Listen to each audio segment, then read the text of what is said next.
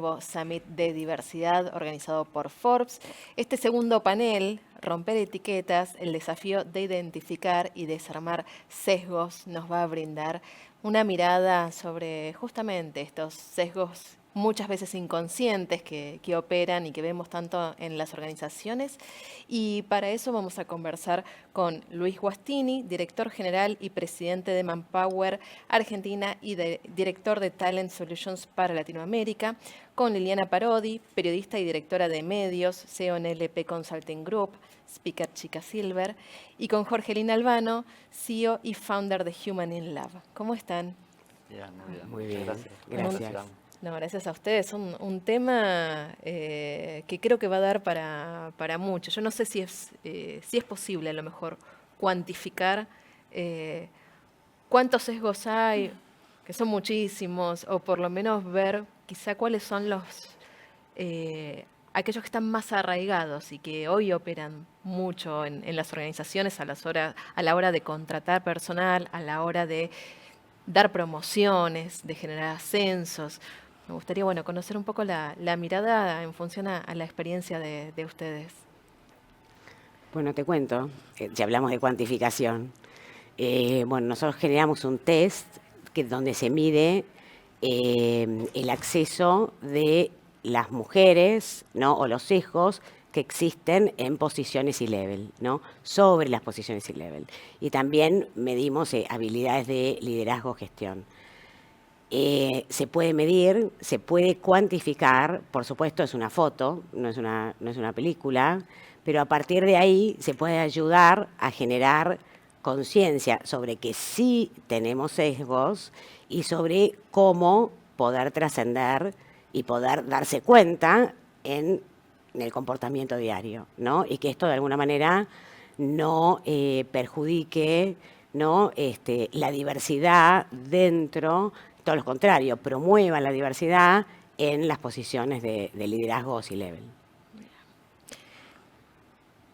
Sí, perdón. No, estaba pensando que parecería cuando hablamos de sesgos que estamos hablando de algo nuevo, ¿no? Como que es algo que se inauguró cuando empezamos las organizaciones y la sociedad empezó a hablar del tema.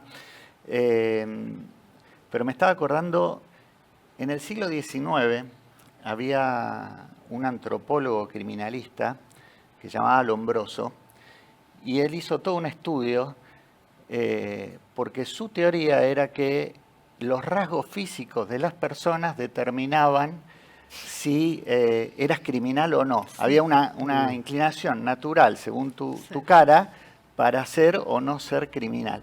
O sea, estamos hablando del siglo XIX y eso sigue a lo largo de todo este tiempo en nuestras sociedades y en nuestras organizaciones.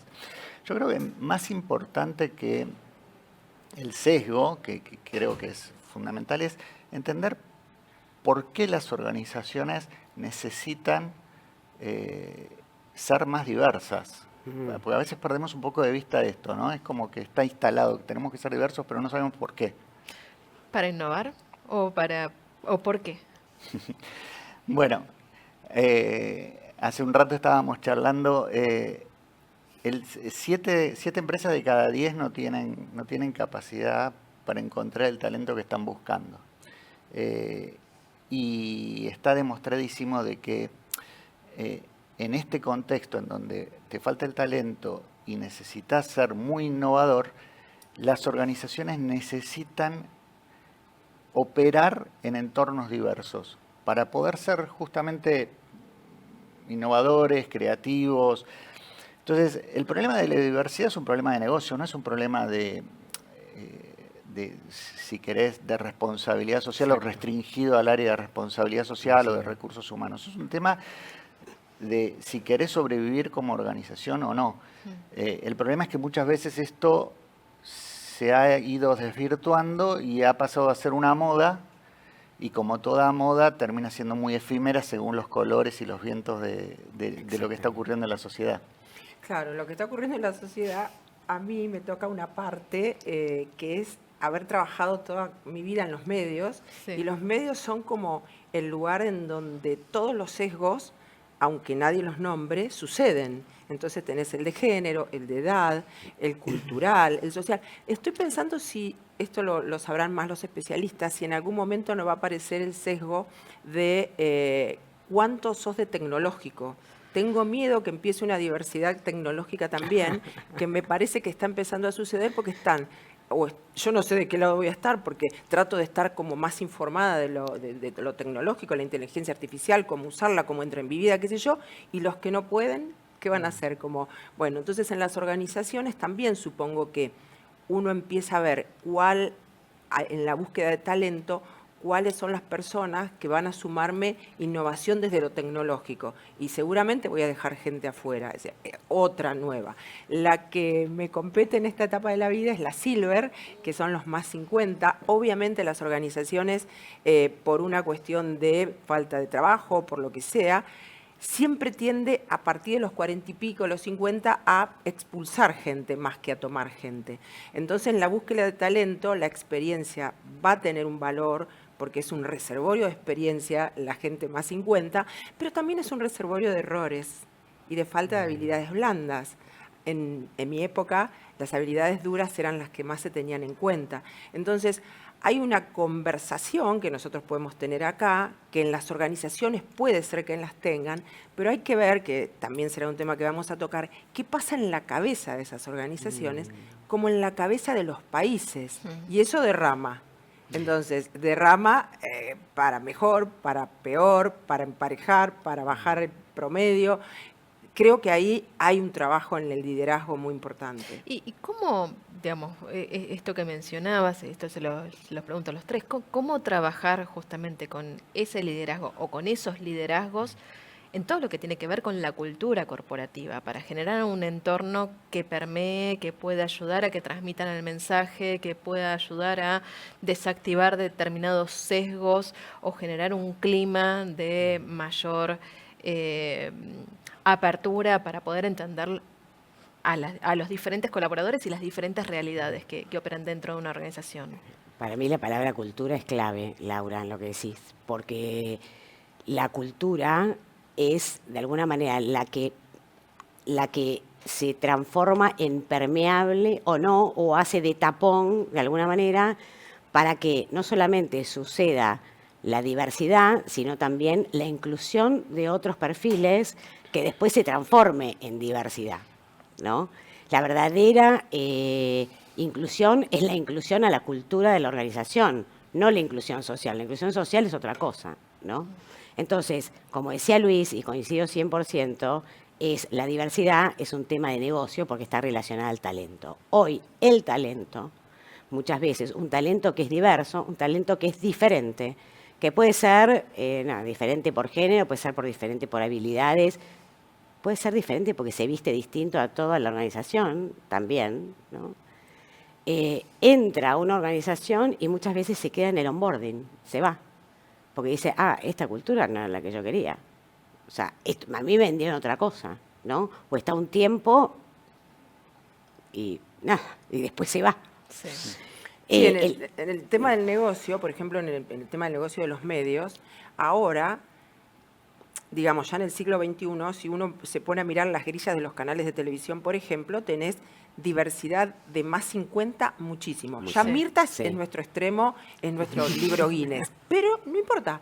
Piensen que yo en los años 90 tenía a Georgina y a Carmen como conductoras. Ellas tenían 40 y pocos. Yo en el resto, después, intenté hacer otros programas con ellas, me dijeron, trae gente joven. O sea, ellas eran 50 y pico grandes. Claro. Pero las vueltas de la vida y el negocio y la gente que mira hoy televisión hizo que los gerentes tengan hoy a una Georgina conduciendo en Telefe a la mañana con 70 años. Entonces, el negocio, como decías, va logrando cambios, pero no porque se sienten a pensar, nadie se sentó a pensar en la diversidad etaria para tener conductoras de más de 70 mujeres. Está Carmen también, ahora va a estar Moria, hay chicas, varones ni hablar. Entonces, bueno, el negocio hizo que eso suceda, pero no es que hubo en la organización algún trabajo de base sobre esa temática. Bueno, yo ahí coincido un poco con lo que dice Jorgelina respecto de la cultura. Pues si vos te pones a pensar que todos hablamos de la cultura, pero en definitiva, ¿qué es la cultura? Son todas esas reglas no escritas, creencias, valores, comportamientos que de alguna manera le permiten a la organización sobrevivir, básicamente. La organización aprende a que si se hacen las cosas de determinada manera puede sobrevivir o es exitosa. Entonces, la cultura en sí misma no es ni mala ni buena, es lo que le permitió a la organización estar donde está. El problema es que esa cultura, esas reglas, esas creencias se permean tanto dentro de la gente que integra la empresa que cuando vos entrás a una organización, rápidamente adquirís todas esas normas, esas creencias, esos valores y los incorporás. Por eso, el gran problema de la diversidad es que muchas veces nosotros pensamos que para abordar la diversidad tenés que trabajarlo desde programas,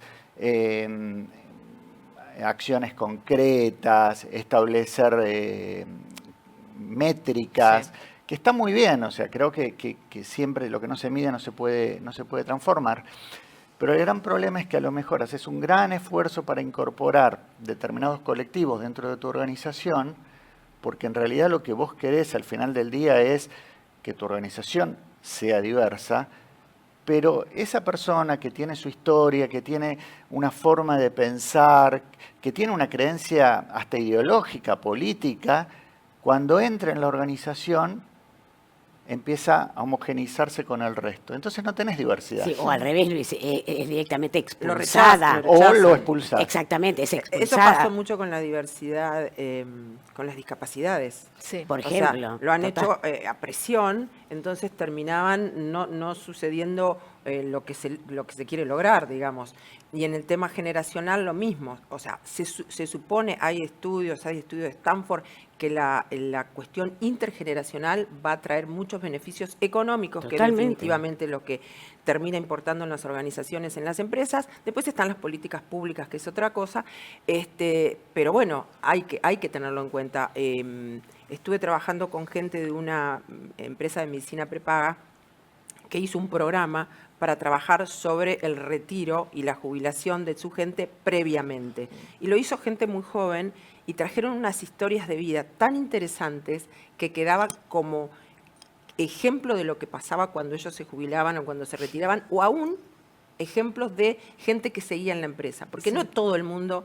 Es una cuestión individual también, no todos estamos capacitados para seguir trabajando hasta el infinito, ni lo queremos, pero tenemos que saber que la vida va a tener 100 años y que la cosa hay que organizarla de antes. Sí. Todas esas necesidades que tenemos que tenerlas resueltas, el bienestar, la salud, las finanzas, la soledad no deseada, etcétera.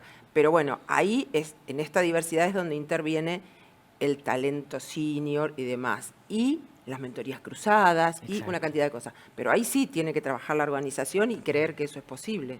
¿Sabés qué, Laura? Quería decirte algo, que cuando nosotros el año pasado lanzamos el estudio de cuantificación de sesgos y de cultura organizacional, porque medimos las dos cosas, sí, una de las características sobresalientes de la cultura en una muestra de unas 500 personas, de personas que trabajan en empresas, lo que salió como sobresaliente en cultura organizacional era una cultura ansiosa, ¿no? Lo quiero ya. Bueno, claro, es una cultura ansiosa, por lo cual, ¿a qué le da cabida la ansiedad? Sí, ¿no? a la agilidad, resolver rápido. A resolver rápido, a todo ya, y es quién tiene cabida en ese ámbito, sí, ¿no? Culturas ansiosas, cerradas, cortoplacistas, obviamente, probablemente fruto de la coyuntura económica, ¿no? Pero entonces hay mucho talento que podría aportar mucho a la organización que queda afuera.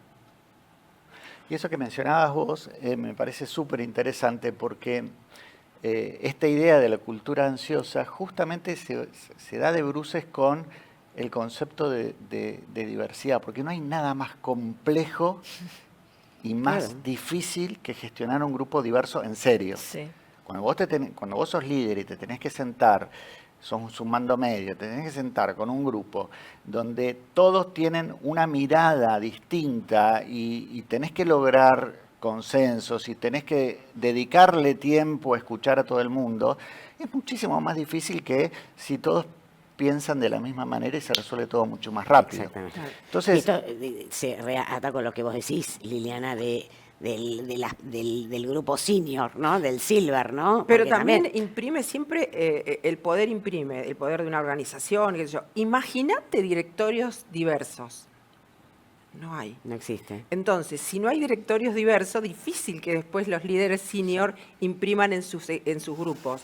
O sea, es lo que creemos que debe suceder, es lo que decimos y demás, pero después la cotidianeidad, el negocio, la urgencia, hace que eso no suceda, que sucedan como en cuentagotas. Entonces, ay, qué bien, tenemos un talino senior, o tuvimos esta diversidad de género. Bueno, con género fue terrible, como que todos tenían que resolver ese tema. Igual, yo creo que todo es caminar para adelante y todo sumó. Yo soy positiva en eso. Y dentro de los movimientos, a lo mejor medio pendulares que tenemos, ¿no? Porque nos vamos a un extremo, después volvemos para el otro. Bueno, está el debate que se abrió, fue el año pasado, me parece ya, con la agenda woke, anti-woke y los extremos. Digo, ¿qué impacto estuvo teniendo dentro de las compañías? Digo, algunas grandes multinacionales sacaron una bandera de, bueno, estas políticas que teníamos de diversidad, de inclusión, equidad, damos marcha atrás o quitamos presupuesto.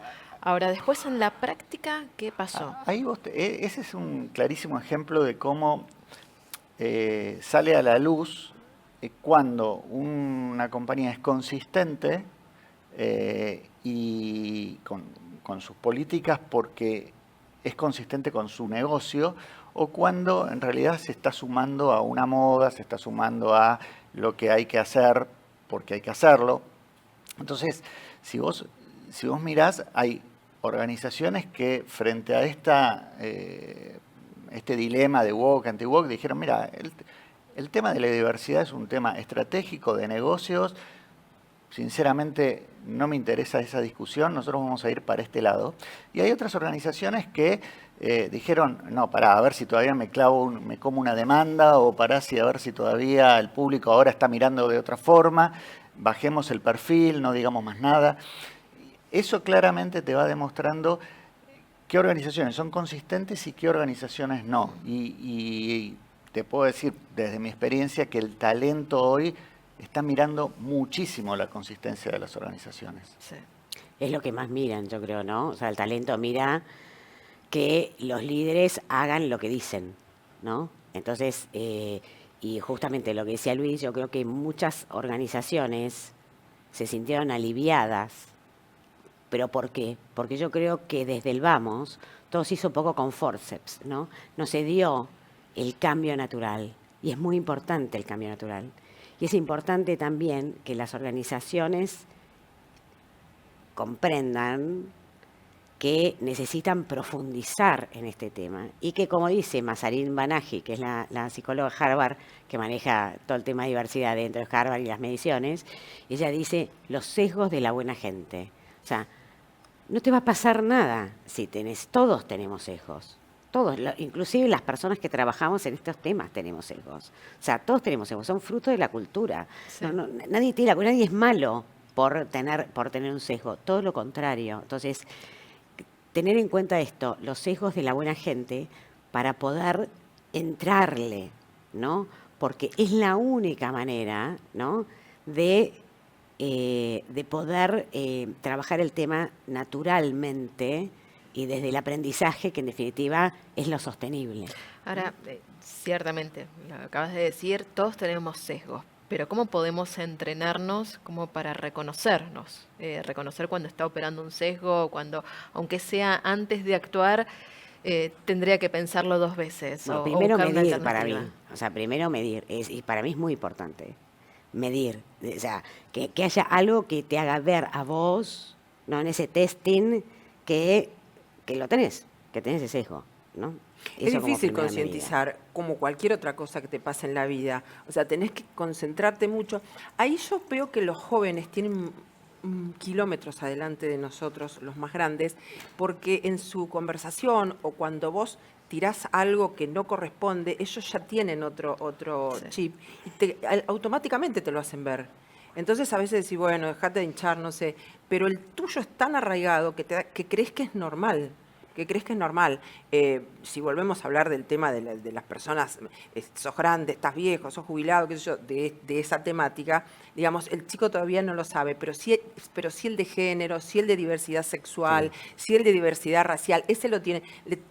El otro todavía no, porque tienen el sesgo nuestro. Si nosotros siempre tratamos a la gente grande de que estás grande, que qué sé yo, y encima lo decimos como chiste, y encima lo multiplicamos y que tenés mal carácter, imagínate las mujeres. Mujer grande. Claro, Todos claro, los sesgos posibles, pero todo. ese no me digas que no existe. O sea, podemos disimular que no existe, pero en las organizaciones, aunque nadie lo hable, es un sesgo inconsciente que está. Entonces, ¿cuándo te sentás a reflexionar? A lo mejor con un otro, a lo mejor en trabajos, en talleres. Pero es tanta la urgencia en el negocio que si no está de moda, a veces se deja pasar, como decía Luis. Sí, yo creo que todas las generaciones tienen como sus propios sesgos culturales. Creo que las redes no ayudan para nada. Nada. Horror. Y estaba pensando mientras te escuchaba, yo coincido, te escuchaba y decía, estoy completamente de acuerdo, los jóvenes están muchísimo más preparados, y lo digo como padre de chicos de entre 18 y 20 y pico de años, están muchísimo más preparados para detectar ciertos sesgos. Pero por el otro lado yo digo, pero esos mismos pibes son los que a lo mejor te hacen algún comentario, che, esta milipili o este tincho. Exactamente. Y ¿eso no es un sesgo también? También. ¿Qué onda? Obvio. Entonces, realmente yo creo que es un problema de nuestra sociedad muy difícil de trabajar, pero que la verdad es que si no lo, como decís vos, si no lo medís, si no lo trabajás, al final del día todos los esfuerzos terminan siendo como vanos, ¿no? Como Igual una no puesta en no es escena. en solitario, porque no importa, uno ha trabajado en organizaciones donde, por ejemplo, la juventud era lo único importante.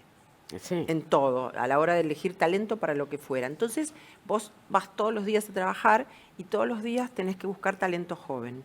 No importa, no te vas a tu casa y decís, bueno, voy y renuncio, se terminó esta gente. No, me mandaron a hacer esto y es como que la ola sigue y así sucesivamente. Entonces, vas a lugares o en organizaciones donde eso no es cultural, donde encima la cabeza tampoco lo tiene como un tema y no lo puedes acercar y vos te vas sumando a eso, si ya los traías o si no los traías. Nosotros hemos sido terribles, en los medios terribles con el tema de sesgos, que además en la sociedad, por ejemplo, vos ponés una persona a conducir un programa o qué sé yo, que tal vez se hizo cirugías. Entonces el televidente, que somos todos gente con sesgos, dice, mira todo lo que hizo, qué barbaridad. Bueno, pones a esa otra persona o una persona parecida que no se hizo nada y el sesgo es, pero esta está llena de arrugas, está re vieja, no puede ser. Entonces, Sí. hay ¿entendés? O sí, mira, yo con el tema de pedirle a la gente cómo tenía que presentarse ante cámara, imagínate los sesgos. Sí. Desde tenés que estar bien producido, bien peinado o lo que fuera, a todo el tiempo sobre esas cosas. Entonces, hubo gente que me preguntaba si tenía que hacer dieta para ser bien parecido. Entonces yo dije, yo con el peso no me meto, simplemente prefiero que sea armonía lo que se vea. No importa cuál es tu peso, pero de todas maneras tenías que tener un talento Sí. que superara esa situación, ¿no? Porque cuando vos estás ahí, todos los que están ahí te están mirando, el pelo, no sé qué. Entonces, para que tu mensaje llegue, no tenés que tener algo que distraiga, que va en contra a veces también de los sesgos y todo eso. Ahora, eso vos lo decís en los medios de comunicación. Fíjate, en las organizaciones pasa exactamente lo mismo, pero de otro nivel. Cuando vos mirás cómo eligen a sus directores o a sus número uno las organizaciones, te vas a dar cuenta de que en realidad están llenas de preconceptos. Si vos le preguntás, a ver, ¿cuál es el estereotipo de un líder exitoso? Y es el tipo canchero, el que es un flor de speaker, que se habla todo, que tiene las respuestas para todo, que en definitiva es el que conduce el timón el timón de embarco. Y hombre. Ahora todo, y hombre. Y no, es que en realidad el problema es así. Por los mandatos culturales que tenemos los hombres, forzosamente nosotros tendemos a cubrir Esa todas posición todas sí. esas cajitas que son más acordes a ese estereotipo. Sí. Las mujeres, por el contrario, tienen desarrolladas otras habilidades que casualmente, cuando uno estudia a ver cuáles son los líderes exitosos, y no son los más carismáticos, no son los tipos que te aparecen en en todas las conferencias, son los tipos que escuchan más que hablan, los que son más empáticos. Pero bueno, es un proceso, te diría, de reconvertir nuestro mapa mental a la hora de pensar quién es un líder exitoso. Sí, vos pensás que en la política, por ejemplo, y hablando de las mujeres, no es que vamos corriendo todas a votar mujeres porque haya mujeres para No, diputada, no. para senadora, para presidenta. Primero, cómo se viste, qué grita, qué habla, qué no sé qué, que es medio no sé cuánto. Hemos sido terribles, nosotras las mujeres y bueno, los varones también, por ejemplo, con las políticas. Y eso también pasa en las organizaciones. Si es una CEO, seguro es histérica, no sé qué, no sé cuánto. Hay una crítica sobre el género en lugares de poder Sí. de nosotros como consumidores. En el caso que te decía antes de conductores de televisión, por ejemplo, los varones, nosotros somos, voy a decir una cosa, bueno, me hago cargo. Como televidentes somos machistas, elegimos más a los varones.